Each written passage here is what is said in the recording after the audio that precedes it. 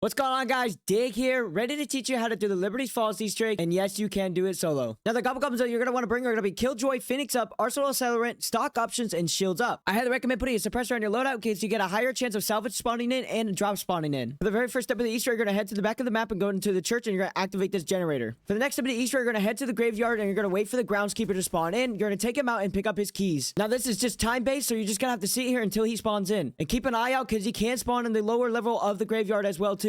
Now, this groundskeeper looks like a farmer, and his name was going to be groundskeeper above his head. That's why I highly recommend keeping the zombie's health bar on and the zombie's name so you can see that. Now you're going to exit the graveyard, dropping down from the zip line on the left side, and you're going to go to this shack, and you're going to open the door, and to your right side will be the handle for the jet gun. Now you're going to make your way to the main street area. To the far right from Speed Cola to the florist shop, on top of the hose is a sprocket. Go ahead and pick that up. Now I highly recommend going back to spawn and buying the GS45 pistol off the wall. Now the reason why I highly recommend this pistol is because once you pack a bunch, it becomes the Mustangs and Sallies, and it is very, very strong, and it's very useful for this Easter egg. Now before we do the next step of the Easter egg, go ahead and buy PhD for the pistol so you can negate the explosive damage. Now head into the bowling alley, and you're going to knife this panel, and you're going to start interacting with it and putting the sprocket on it. It's going to be a progress bar to your left, and what you're going to have to do is you're going to have to hold that interact button to keep that progress going up. Now if you're playing solo, the zombies still can attack you, but you can hop off of this anytime you want, and the progress bar will save. But if you do not get back onto it fast enough, then the progress bar will start slowing going back down. Now while you're doing this, or your teammates doing this, a horde of zombies are going to continuously spawning in, so you're going to either have to protect your teammate, or if you're playing solo, you're just going to have to keep on hopping on and off of it to continue the progress bar going up. But once you're done with it, the gauges are going to drop on the ground, and that's the second part for the jet gun. Now for this next step of the Easter egg, you're going to either need a Russian Mangler, or you can buy his gauntlet inside the crafting benches for 1250 salvage. Now there are three other extra ways that you can get salvage around the map, not including the zombies. The first one's going to be this vending machine underneath the motel. If you melee the bottom left side of it, it's going to drop you something random. You could do this once per round, and sometimes it can be salvaged, but it could be completely random. Any object in the game can spawn from this vending machine. Another thing to keep in mind, if you hit it with the new melee perk, it will drop you really good loot and a guarantee salvage, but you broke it and you won't be able to continuously hit it every single round. Now the second way that you can get salvage, if you go to the church and you look in the top left corner, you'll see a little helmet on top of this little spike. What you're going to want to do is you're going to want to throw a sticky grenade at it to blow it up. You can either use a sticky grenade or you can use your pistol to blow it up. Now once you do this, what's going to happen is a bunch of zombies are going to start falling out of the sky, and it's going to give you a bunch of loot. It's going to give you plates, salvage, score streaks, anything you could think of. Now the third and final way that you can get extra salvage is go into the pack-a-punch room and destroying the ether crystals, and then they'll drop it on the ground for you. Now the second way that you can get a gauntlet from the Russian Mangler is by shooting it off of his arm. But once you get the Russian Mangler's gauntlet, you're going to go ahead and go to the radio house. This is going to be at spawn right beside the comic book store. You're going to blast the gate open, and then you're going to find dig piles in here. Eventually you're going to dig up a pile that's going to drop the wires for the jet gun. Now once you get all three jet gun parts, you're going to go ahead and go to the second floor of the hotel, and you're going to go inside this room, and you're going to build the jet gun on top of this crafting bench. Now there is a way to get their jet gun completely free on this map as well, but it is super